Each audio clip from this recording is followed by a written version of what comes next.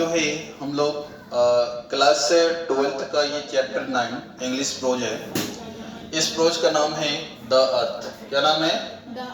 The earth. Earth means यहाँ पे जो है भूमि को बताया गया है, भूमि का टुकड़ा है। अर्थ मीन्स क्या है? एक भूमि है। ये एक कहानी है और ये बहुत ही रिमार्केबल शॉर्ट स्टोरी है। ये एक डिटेक्टिव स्टोरी है, शिक्षाप्रद कहानी है। It has been written by H.E. Bates. इसको H.E. बेट्स ने लिखा है। This story is about a farmer Johnson and his son Benjy. ये जो कहानी है यह बेंजी के बारे में कहानी है और उसके पिता जॉनसन के बारे में कहानी है। जॉनसन और बेंजी के बारे में कहानी है। यहाँ दिखाया जाता है बेंजी जो है, बेंजी एक सिंपल माइंडेड पर्सन है, एक मंदबुद्धि लड़का है। Johnson was the father of Benjy. He was a local preacher and a tenant farmer. Johnson जो है एक लोकल जो है पुजारी है और एक टेनेंट फार्मर है। टेनेंट फार्मर में समझ रहे हो? टेनेंट फार्मर होता है जो किसी की भी भूमि को जो है कुछ दिनों के लिए पैसे में लेकर किराए पर किसान का काम करता है, ठीक है, कृषि कार्य करता है। He was a kind-hearted person, but a lazy one. लेकिन जॉनसन भी थोड़ा लेजी ही था। He believed more than luck than work. वो जो है ज़्यादा से ज़्यादा भाग्य पर भरोसा करता है। He was always very concerned for his only son Benji. हमेशा वो बेंजी के बारे में ही सोचा करता था।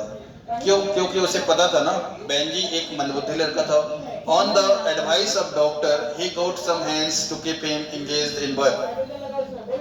फिर बेंजी को वो किसके पास लेके गया? डॉक्टर के पास लेके गया। डॉक्टर ने कहा ठीक है, इसे किसी न किसी काम में जो है लगा दीजिए तो फिर अच्छा रहेगा। उसका जो है मन पढ़ाई लिखाई में भी नहीं लगता था, तो डॉक्टर के कहे अनुसार उसे कुछ मुर्गियां खरीद के दिया।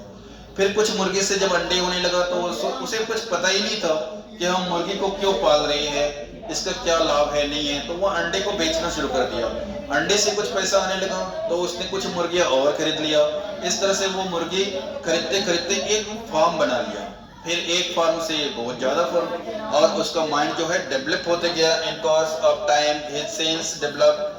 ही become a perfect businessman and earn a lot. वो एक बहुत बड़ा बिजनेसमैन बन गया, बहुत ज्यादा रुपए कमाने लगा। He purchase a plenty of land and house. वो घर खरीदने लगा, जमीन खरीदने लगा।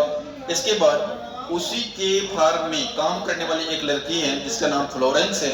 वो फ्लोरेंस से शादी कर लेता है, जबकि उसके माता पिता को बिल्कुल पसंद नहीं था फ्लोरेंस से शादी करना। उसके माता पिता के खिलाफ जाकर उसने उस लड़के से शादी कर दिया। फिर क्या हुआ, फ्लोरेंस जब उसके घर में गया, फ्लोरेंस भी कान भरने लगा बेंजी का। उसके माँ से जो है थोड़ा बहुत तो मैं होने लगा। इसके बाद वो लोग घर का भी बंटवारा कर लिया और फिर लास्ट में क्या किया, बेंजी ने उसके माता पिता को अनाथ आश्रम में ले जाकर घर से बहुत दूर शहर में छोड़ दिया। At last Benji drove down his parents into the town from his home. Johnson became very shocked because due to much trust on his simple minded. वो हमेशा सोचते रहता था कि मेरा बेटा मंदबुद्धि है, मेरा बेटा बहुत कुछ नहीं जानता, लेकिन उसका व्यवहार बिल्कुल बदल गया था।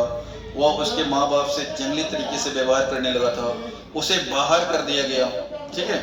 लास्ट में हमें यह कहानी यही बताता है कि हमेशा हमें भाग्य के भरोसे बैठे नहीं रहना चाहिए।